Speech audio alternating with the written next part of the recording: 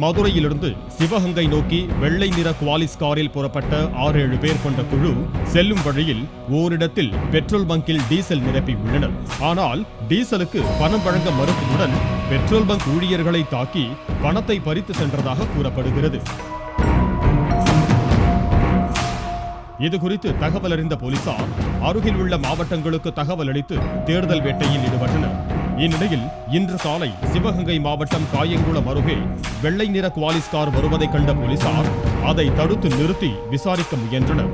அப்போது காரில் இருந்தவர்கள் போலீசாரை அரிவாளால் வெட்டியதில் வேல்முருகன் என்ற காவலருக்கு தலையில் காயம் ஏற்பட்டதாக கூறப்படுகிறது.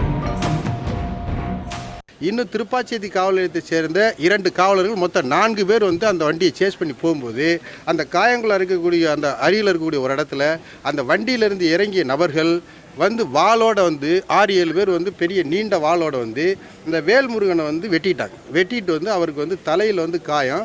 அது நடந்தது சம்பவம் 6:45 காலை 7 மணி. அந்த தகவல் உடனடியாக மாவட்ட காவல் அலுவலகத்துக்கு தெரிவிக்கப்பட்டதன் காரணமாக மீண்டும் அதிக அளவிலான எண்ணிக்கையில் ஆய்வாளர்கள் அங்கே இருக்கக்கூடிய காலையில் இருக்கக்கூடிய அந்த ஆய்வாளர்கள் மற்ற காவலர்கள்லாம் அங்கே இருந்து எடுத்து அந்த பகுதியை சுற்றி வளைக்கப்பட்டு திட்டமிடப்பட்டு அங்கே எல்லாரும் போயிருந்தாங்க.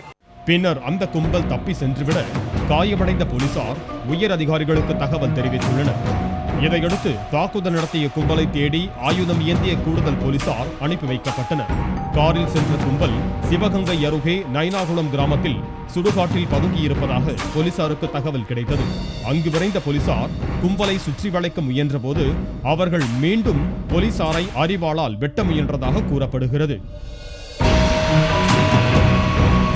அப்போது தற்காப்புக்காக போலீசார் துப்பாக்கியால் சுட்டதில் கார்த்திகை சாமி என்பவர் உயிரிழந்தார். பூமிநாதன் எஸ்ஐயை வெட்டியிருக்கார், கையில் வெட்டு. அதே மாதிரி இந்த செய்யத்தலின்ற அந்த எஸ்ஐக்கு வெட்டு, இன்னொருத்தர் போன அந்த கான்ஸ்டபிள் 3 பேருக்குமே வெட்டு விழுந்த உடனே அவர் தற்காப்புக்கு அவர் உடனே அந்த எஸ்ஐ பூமிநாதன், டே நான் எஸ்ஐ நம்மள அங்கே வேலை பார்த்துருக்கேன் அப்படின்னு சொன்ன போடா உடனே தெரியுமாடா அப்படின்னு சொல்லிட்டு மறுபடியும் ஒரு வெட்டு வெட்டியிருக்கார். வெட்டின உடனே தற்காப்புக்காக அவர்கிட்ட இருந்த துப்பாக்கி எடுத்து 2 ரவுண்ட் ஃபயர் பண்ணியிருக்காரு. ஃபயர் பண்ணோன்னா அப்புறம் கீழே விழுந்திருக்கா. அப்புறம் இங்கேருந்து போன அந்த 7 பேரும் எல்லாரும் சேர்ந்து அவரை தூக்கிக்கிட்டு இங்கே ரெஸ்கியூ பண்ணி இங்கே கொண்டு வந்திருக்காங்க. 27 வயதான கார்த்திகை சாமி சிவகங்கை அருகே உள்ள வைரம்பட்டி கிராமத்தை சேர்ந்தவர். இவர் மீது மதுரை, திருப்பூர், கோவை, நெல்லை, சென்னை உள்ளிட்ட பகுதிகளில் கொலை மற்றும் கொள்ளை என 34 வழக்குகள் உள்ளதாக போலீசார் தெரிவித்தனர். கார்த்திகை சாமி 2 முறை குண்டர் சட்டத்தின் கீழ் சிறையில் அடைக்கப்பட்டு பின்னர் விடுதலையானவர் என்று தெரிவித்துள்ள போலீசார் தலைமறைவாகியுள்ள அவரது கூட்டாளிகளை தேடி வருகின்றனர். கார்த்திகை சாமியின் உடல் சிவகங்கை அரசு மருத்துவமனையில் வைக்கப்பட்டுள்ளதால் அங்கு பாதுகாப்புக்காக போலீசார் குவிக்கப்பட்டிருக்கிறார்கள்.